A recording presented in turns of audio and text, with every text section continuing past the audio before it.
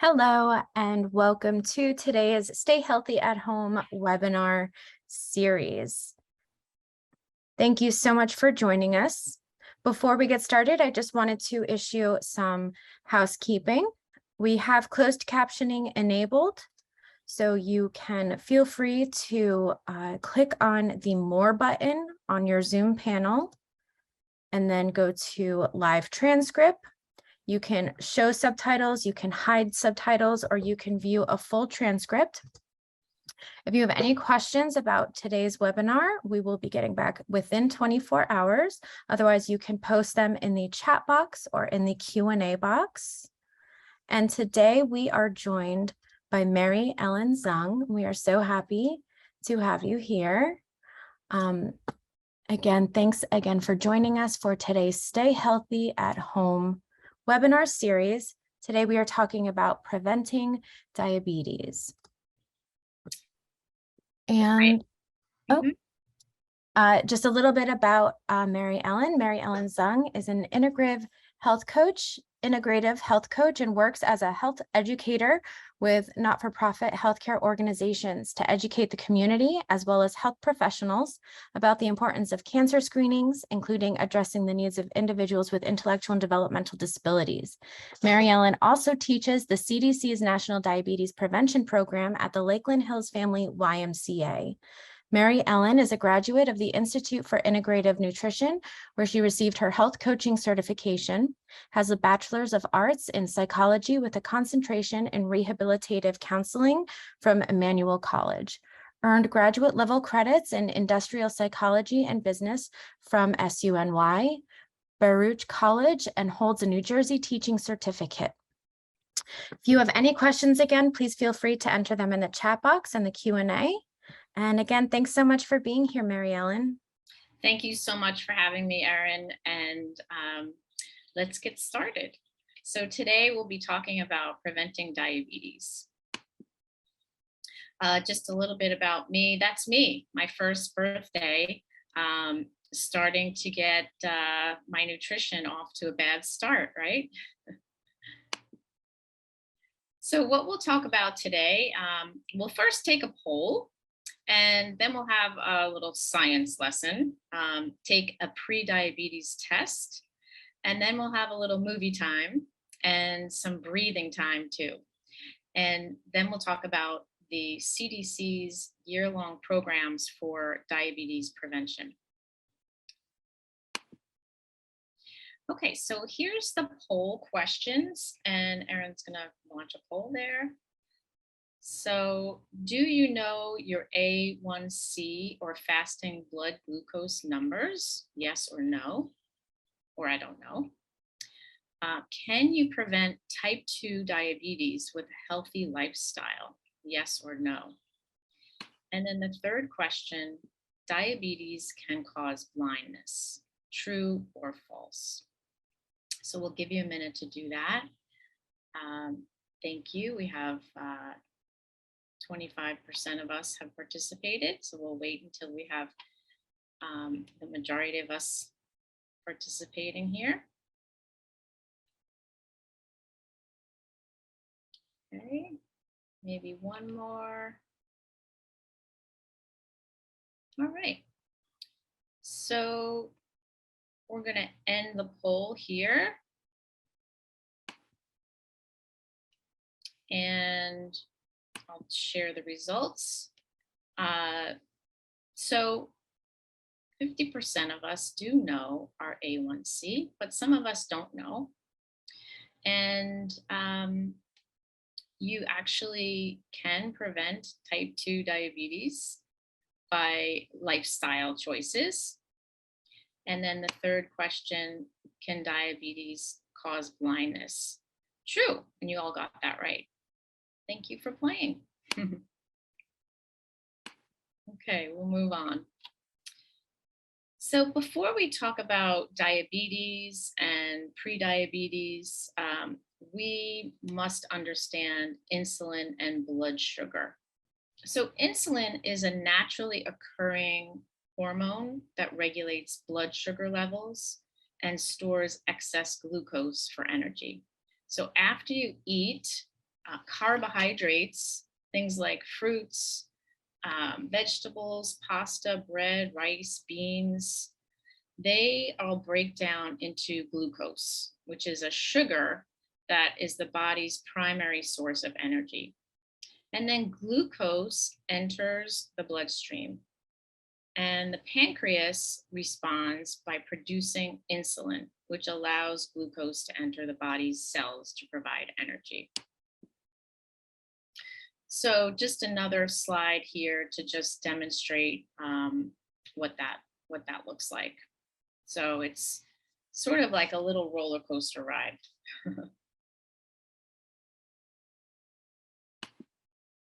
Okay, and the pancreas produces insulin, as I mentioned. This is just a picture of the pancreas. So in people who have type 1 diabetes, the pancreas doesn't produce insulin. It's considered an autoimmune disease.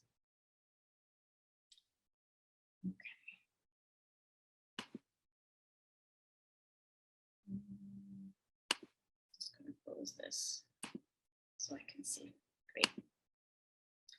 Okay, so after we eat, so insulin also helps store excess glucose for energy. So after we eat, when insulin levels are high, we have excess glucose that's stored in the liver in the form of glycogen. This is the science part.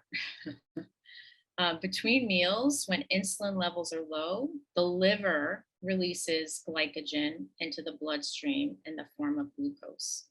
And this keeps blood sugar levels within a narrow range.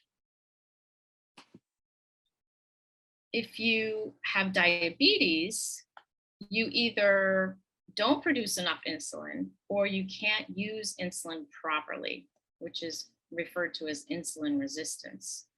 And your glucose levels will continue to rise after you eat because there's not enough insulin to move the glucose into your body's cells. This results in too much blood glucose in the blood. And people with type 2 diabetes don't use insulin efficiently, that insulin resistance, and don't produce enough insulin, which is referred to as insulin deficiency. So again, here's the diabetes disease continuum. Diabetes comes from high blood sugar, as we talked about, but it starts as a series of metabolic disorders that occur over time. And these are based on some preventable factors related to lifestyle, like we talked about in the poll. So insulin resistance is when cells in your muscles, your fat, your liver don't respond well to insulin and can't easily take up glucose from your blood. So as a result, your pancreas makes more insulin to help glucose enter your cells. So as long as your pancreas can make enough insulin to overcome your cell's weak response to insulin, your blood glucose levels will stay in a healthy range. And if you're not eating properly or getting good sleep, enough activity, over time, this can put your blood glucose in the pre-diabetes range, which is a warning sign for type 2 diabetes. And if type 2 is managed by lifestyle or medication, we can manage and not have other debilitating issues. So you see this continuum talking also about diabetic neuropathy, which is nerve damage caused by diabetes, and it's a progressive disease. It's loss of sensation, pain and weakness in the feet, and sometimes in the hands. You've probably heard of people with diabetes having foot issues. It's prevalent in people with prediabetes or diabetes who have difficulty managing their blood sugar levels and have high blood pressure, perhaps are overweight and are over 40 years old.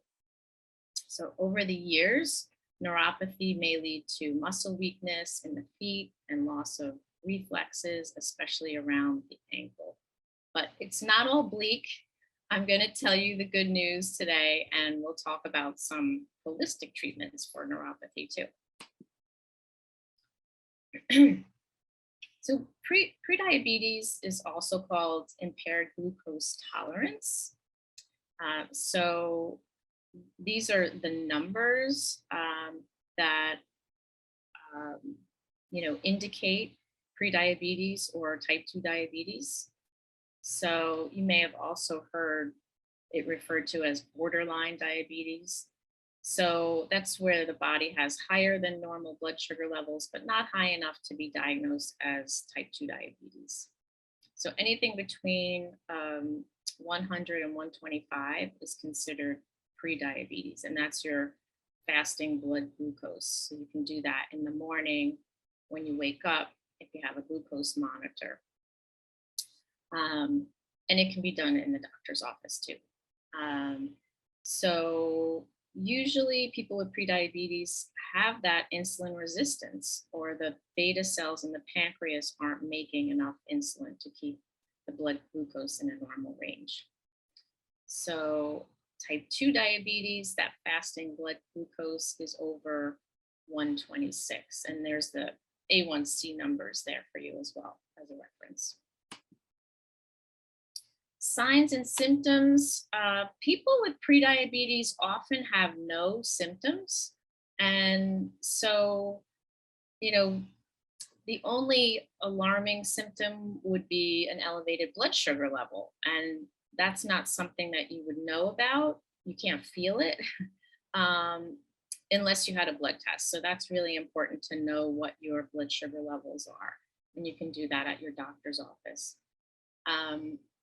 So you may be feeling, many may feel hungrier than normal or thirstier than normal, maybe urinating more, maybe more tired than usual. So some symptoms that might show up as the blood sugar levels increase over time would be things like blurred vision, or frequent infections, or cuts and bruises that heal more slowly, or that tingling that we talked about in the hands and feet. So just some statistics about diabetes. Over 30 million Americans have type 2 diabetes. 86 million Americans, about 38% of all adults, have prediabetes. And the progression to diabetes is at a rate of 10% a year, which affects around 8.6 million new cases a year. And only 10% of people with prediabetes know they have it. 1 in 6 people with diabetes has diabetes, compared to 1 in 14, people without disabilities. So 1 in 6 people with disabilities has diabetes, compared to 1 in 14 people without disabilities. And healthcare costs are 230% higher for people with diabetes. So the Centers for Disease Control and Prevention, the CDC, came out with a report that showed that by 2050, 1 out of every 3 Americans will have type 2 diabetes, and even more will have prediabetes. So who's at risk for developing type 2 diabetes? Of course, if you have prediabetes, you're at risk. If you're overweight, if you're 45 years or older, if you have, or it's even greater if you're over 65, if you have a parent or a sibling with type 2 diabetes, if you're physically active less than 3 times a week, if you've ever had diabetes while pregnant, which is called gestational diabetes, or if you've given birth to a baby who weighed more than 9 pounds. Also, if you're African American, Hispanic, Latino American, American Indian, or Alaska Native, you are at higher risk for diabetes. And of course, if you are disabled, as we saw on the last slide, you're at a higher risk. So here's the risk test. So the prediabetes risk test can be found online. So I'll just walk you through it so that you can, sort of jot down or just make a mental note of your personal risk factors. So again, how old you are. If you're 40 to 49, 1 point, 50 to 59, 2 points, 60 years or older, you're at a higher risk for prediabetes as you get older. Men, you would get a point because men are at higher risk. If you're a woman and have ever had that gestational diabetes, put a point down for that. Again, the relationships, if you have a mother, father, sister, or brother with diabetes, add a point for that. If you've ever been diagnosed with high blood pressure, add a point for that. And if you're physically active, if yes, 0 points. If you're not, 1 point. And then take a look at your weight chart based on your height. If you are overweight, so you can see the first column, you would do 1 point. The second column would be overweight. Sorry, the first column is overweight. The second column is obese. And then the third column is morbidly obese. Okay. So you want to score that up, add that up. And this is the link where you can take that test online if you'd like. So if you scored 5 or higher, you're at increased risk for having prediabetes and are at high risk for type 2 diabetes.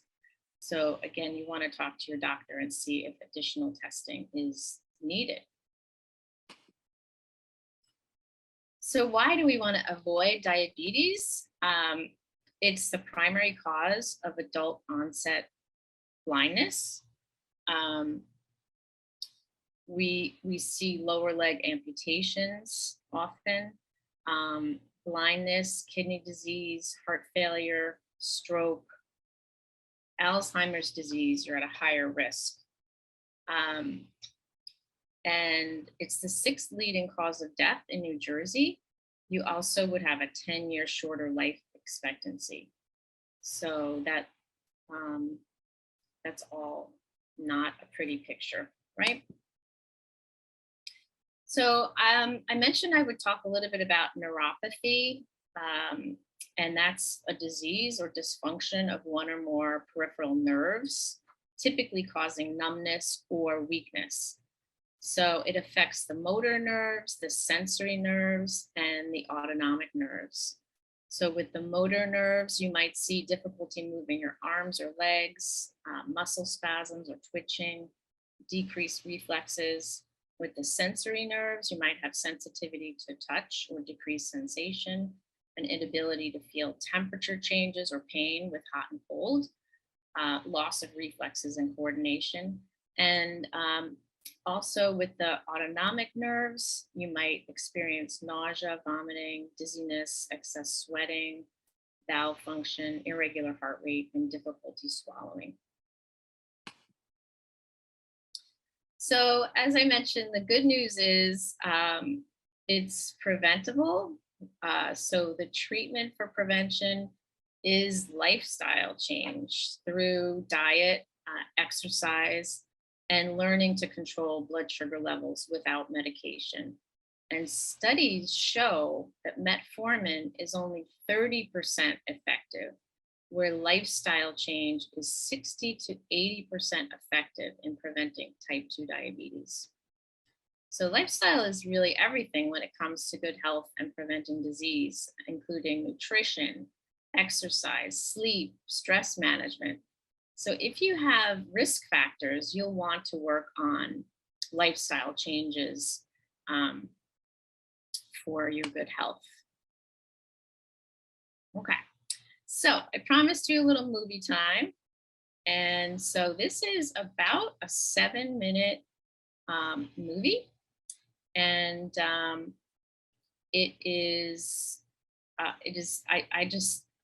couldn't not include it. It's fantastic. It's done by actors with developmental disabilities. And they're going to teach us about prediabetes and diabetes. So here we go.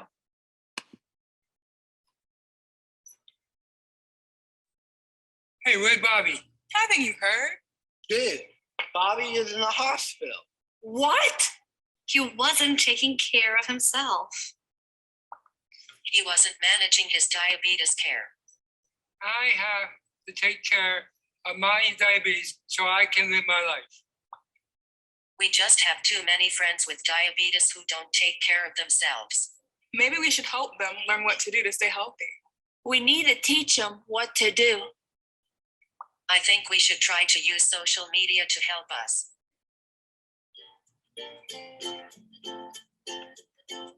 Oh.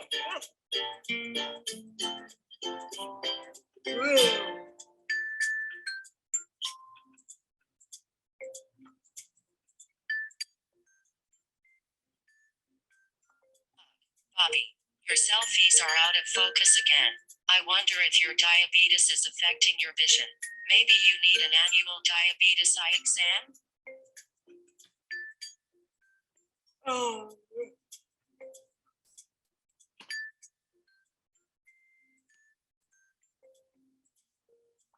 Bobby, try checking with a friend to help you focus your camera. But seriously, get your eyes and retinas checked by a doctor once a year.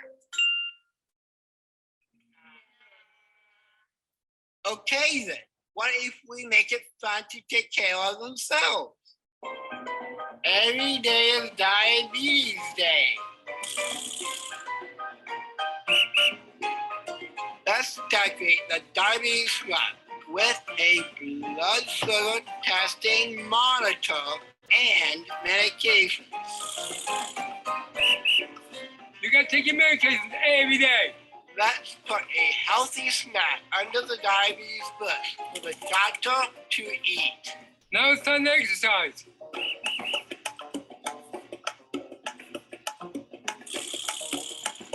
And don't forget to ask a friend to help you if you need it. Every day is Diabetes Day. Well, what about if we get elected to Congress to help them?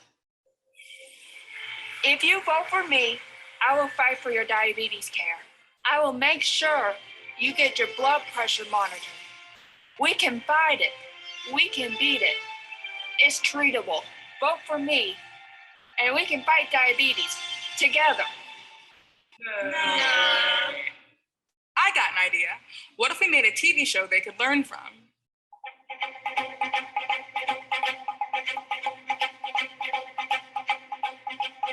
Bobby, you're going to be okay.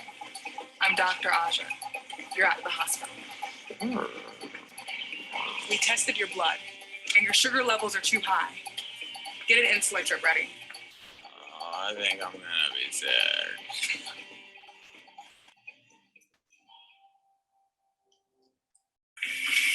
Bobby, you have to take better care of yourself. You have diabetes. You have to see your primary care doctor every 6 months because they need to check your blood sugar levels and cholesterol. Your primary care doctor also needs to check your feet. While you're here, let's take a look.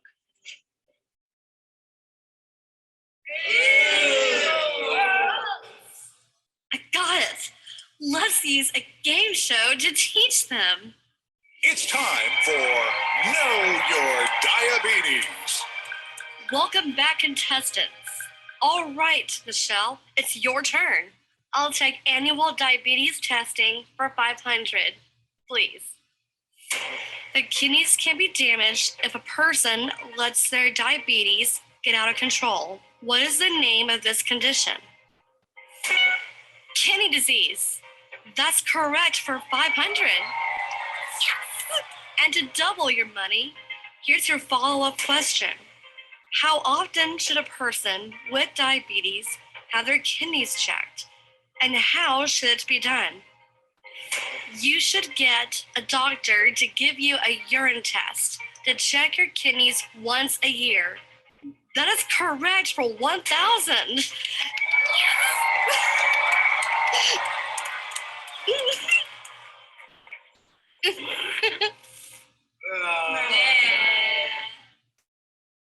There has to be an easier way. Maybe we should just tell them that they could get really sick if they don't do those things and take their medication. They have to do it. Yeah, they gotta see the doctor every 6 months for blood tests and get their feet checked. Don't forget, they have to have an annual eye exam. Yeah, they have to get their kidneys tested. And they gotta test their blood sugar levels every day and take their medications. Yeah. And eat right and exercise, and get a friend to help you if you need it. And they gotta monitor their blood pressure. You just gotta do it.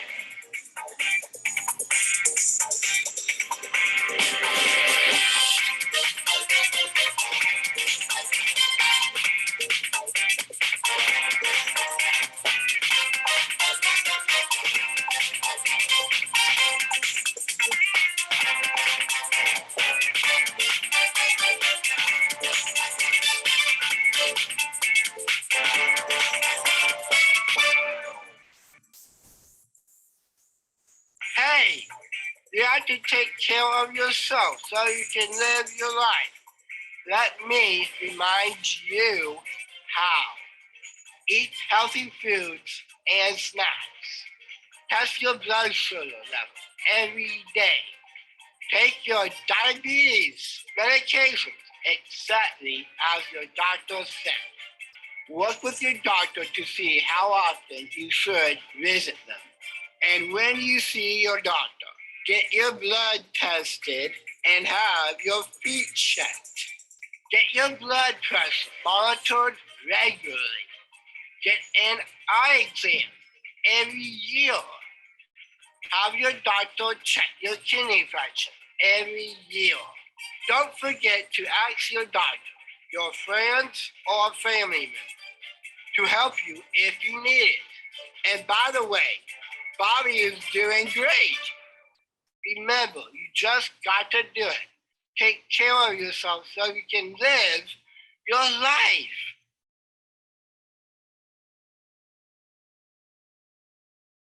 All right, brilliant, right? Okay, so just to review what the video was talking about, nutrition is so important. So we want to try to eat 5 to 9 servings of fruits and vegetables per day. We know that most Americans, the majority of Americans, do not get this recommendation per day. So I always tell my clients, just every meal, try to add vegetables, or 1 or 2 fruits a day is good. Green leafy vegetables daily. Limit added sugar, included sugary drinks. There's so much added sugar. 80% of the processed food in the grocery stores is added sugar. You want to limit saturated fat, limit alcohol.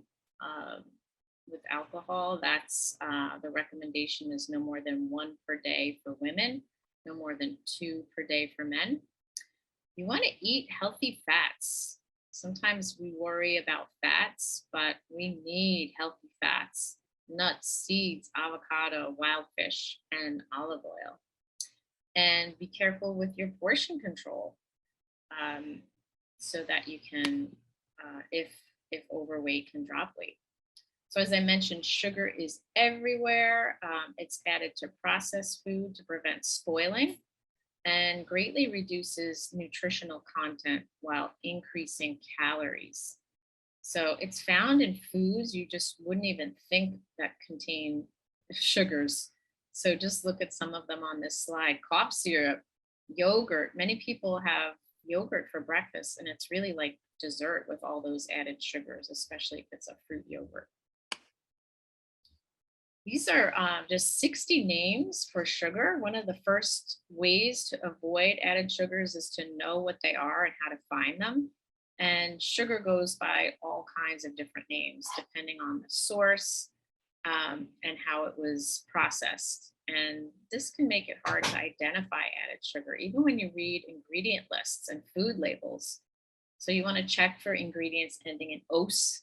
That's the chemical name for types of sugar such as fructose and sucrose, glucose, lactose, which is in dairy products, maltose, dextrose, and more. So the chart on the slide, the names in red contain fructose as well. So I always get asked, what about fruit? Yes, if it's whole fruit, right? So fruit juices are a form of concentrated sugars. You'd naturally get full and stop eating after 1, maybe 2 apples if you were really hungry, if they were small.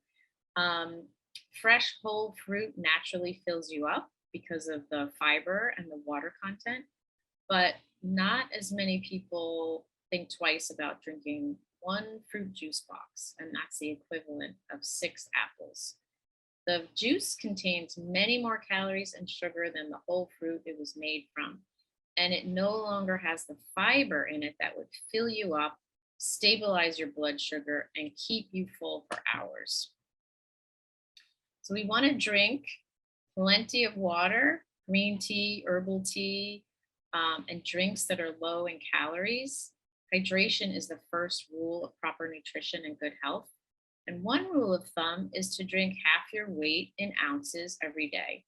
And remember that not all liquids are created equal. It's best to drink liquids that are free of artificial sweeteners, sugar, not so much caffeine, and alcohol.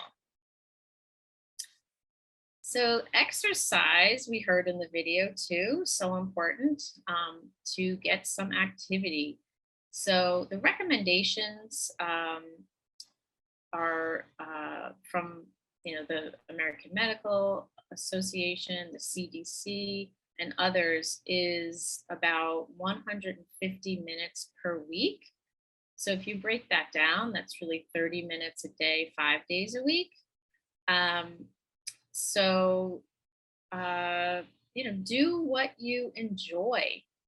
Don't make it a chore or else you're not going to do it. Try to fit it into your day, maybe put it in your calendar. And you want to try to get throughout the week a combination of strength and cardio and stretch. And the best way to do this is just move throughout the day. There's so many benefits to moving, right? So it stabilizes our blood sugar. So that's super important if we have prediabetes or type 2 diabetes or even type 1 diabetes. Activity and exercise strengthens our bones and our muscles. It lowers our blood pressure, lowers our stress hormone, cortisol. It increases dopamine, that's the feel-good hormone. And it can help prevent certain diseases and cancers.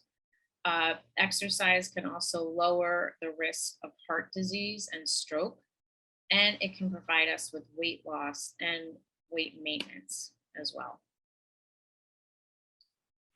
So deep breathing and meditation for stress reduction is something that we all could use.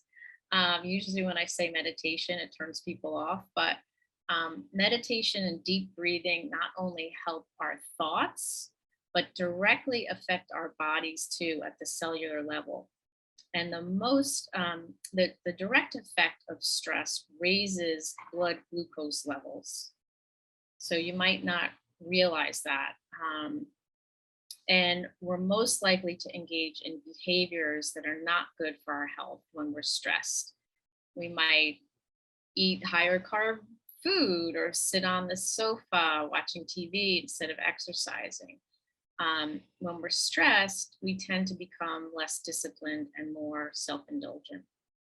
And research shows that practicing deep breathing and meditation regularly helps lower blood pressure, slows the heart rate, and changes our brain waves to a more relaxed state. And meditation can help with coping skills, greater self-awareness, better relationships, improve focus in other areas of your life, and less depression and anxiety. So I'm going to suggest that we all take a 1-minute deep breathing break. So there are many ways that you can practice deep breathing, but the deep breathing is so important to, as I was just saying, slow down our heart rate, help with our blood pressure and our blood sugar.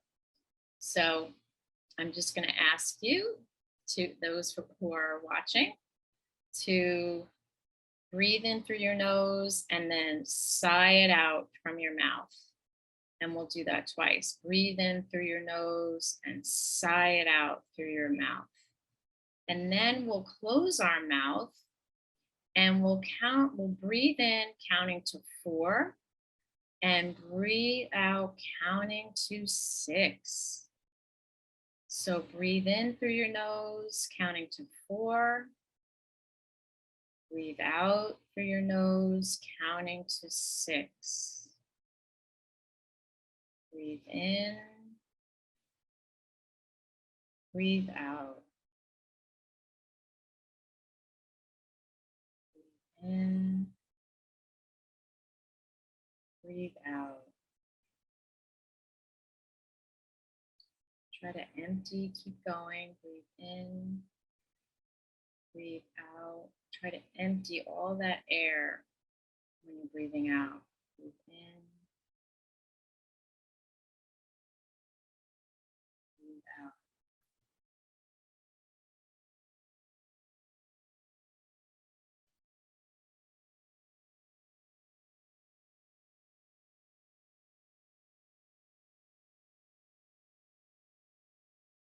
And last one. And breathe out. Congratulations, you just lowered your blood pressure, your heart rate, and your blood sugar. I hope you feel good. So sleep, we know that experts agree 7 to 8 hours per night is important for our overall health.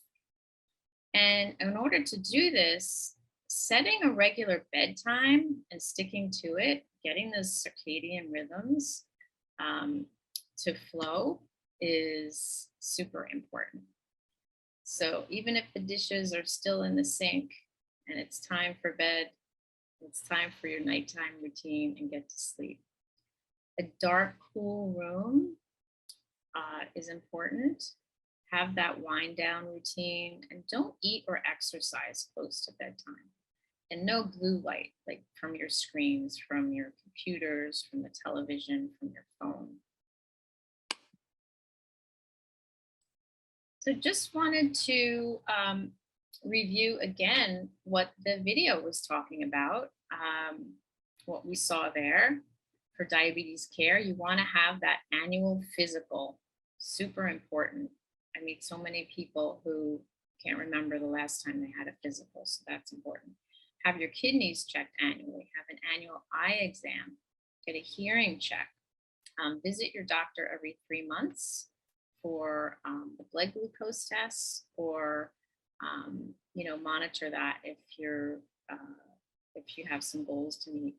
Get your feet checked every 6 months, monitor your blood pressure regularly, your sugar level every day, and take your diabetes medications as instructed. And ask friends or family for help if you need it. There's no shame in asking for help. It's actually a strength. So I promised to just talk a little bit about neuropathy care. You want to be able to keep your blood sugar levels in a normal range. Get regular exercise, quit smoking if you do, maintain a regular sleep schedule, maintain a healthy weight or lose weight, inspect your feet daily, wear therapeutic shoes if your feet are in pain and it's good for support, and take safety measures if you are seeing a loss of sensation. A hot or cold compress can help with pain, a warm bath, a massage, turmeric helps with inflammation. Vitamin B and D are great for lowering stress levels. Cayenne pepper and capsaicin creams, those are, it sounds counterintuitive because it's a hot thing, but it actually draws out the pain. Essential oils can be helpful. Lavender is calming, meditation, lowering stress, coping skills, and acupuncture are all some sort of holistic things that you can try. So lifestyle intervention programs like the CDC's Prevent T2 program have been shown to reduce the number of new cases of type 2 diabetes by 58% and 71% among individuals aged 60 and over. So I'm going to tell you a little bit about that program. The Prevent T2 and Prevent T2 for All diabetes prevention programs are one-year programs.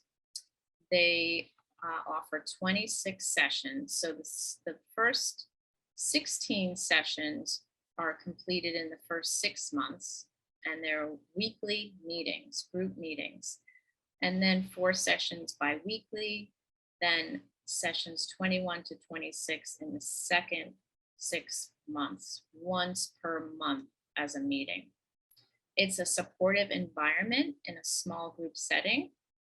It is an evidence-based program curriculum, and the costs will vary due to your location and funding. And the program is led by a trained lifestyle coach. And you can find more about the diabetes prevention program and T2 at the cdc.gov website. Actually, the curriculum is right online too, but it's best to do it with a group and a lifestyle coach instead of just reading the materials. So the program qualifications, you must be at least 18 years old.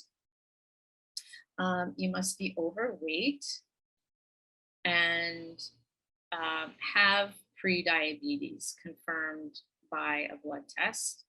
And if there's no blood test, the qualifying score on that risk assessment will allow you to participate in the program.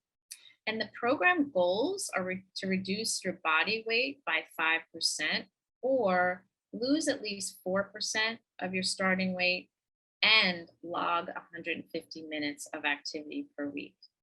And of course, the other goal is to lower your A1C.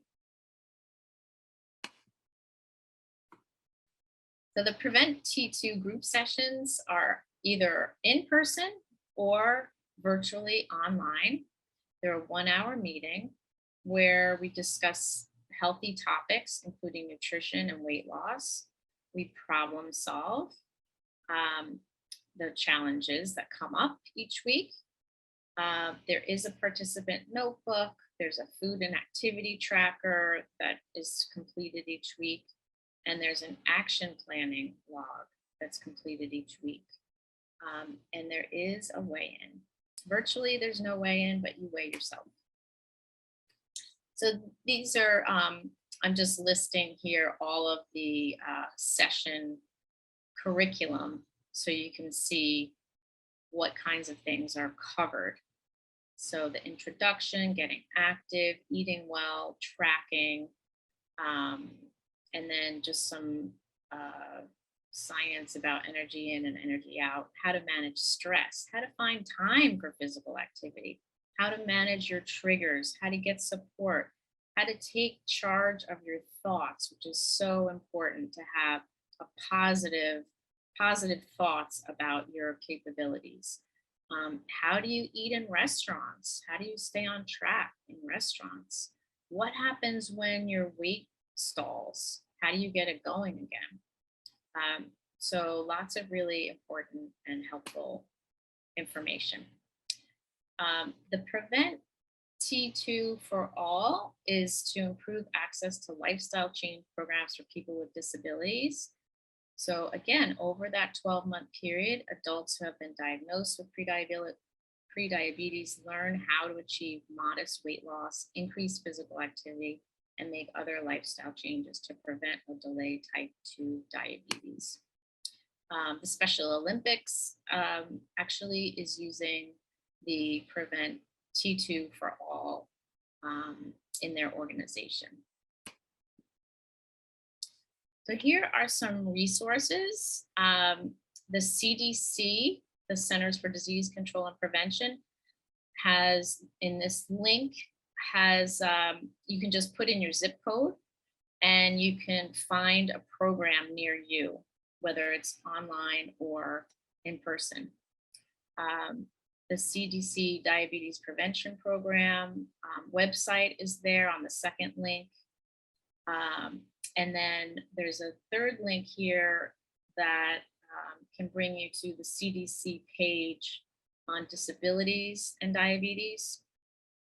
And then there's a fourth link here from the National Center on Health, Physical Activity and Disability about the Prevent T2 for All. And if you have questions on that website, Chris Mackey is there to help you.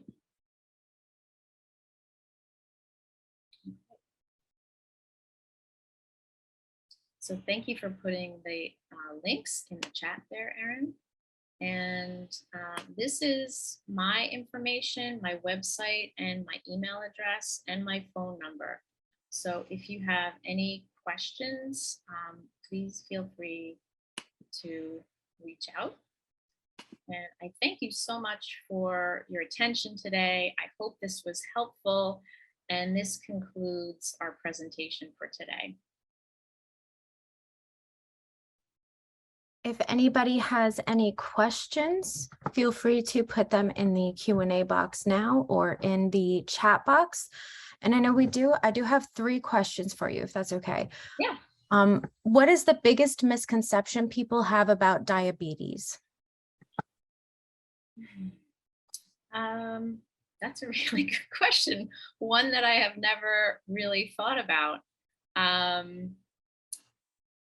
I would say that it's the misconception is that a lot of people get it.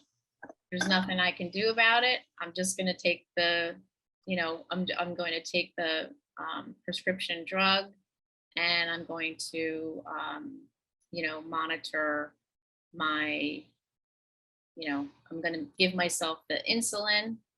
Right? I'm going to handle it with the insulin.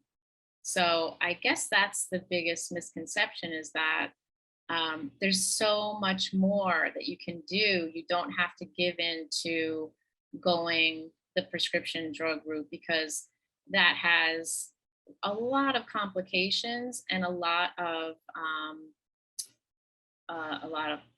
additional cost, of course, right? For the monitors, the insulin, as we saw, 230% higher healthcare costs. So, I guess the biggest misconception then is you can prevent diabetes, or at least type 2 diabetes. Excellent. Can you say more about the difference between type 1 and type 2 diabetes? Sure. Yeah, type 1 diabetes is a totally, what's happening in your body is high blood sugar. But with type 1, it's your pancreas does not make insulin. So that's the big difference. So as a result, you have to give your body insulin. And that's why people with type 1 diabetes have to give themselves insulin into their body every day, many times a day. Now they have insulin pumps that monitor it. It's amazing. They have an app on your phone and you're monitored all day long.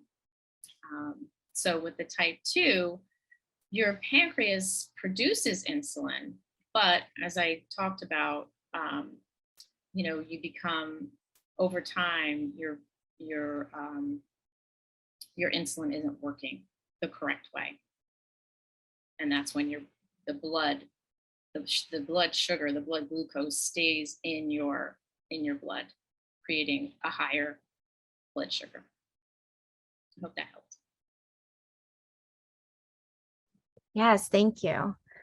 And then lastly, do you know about any accessible resources on diabetes prevention and management besides the CDC and yourself?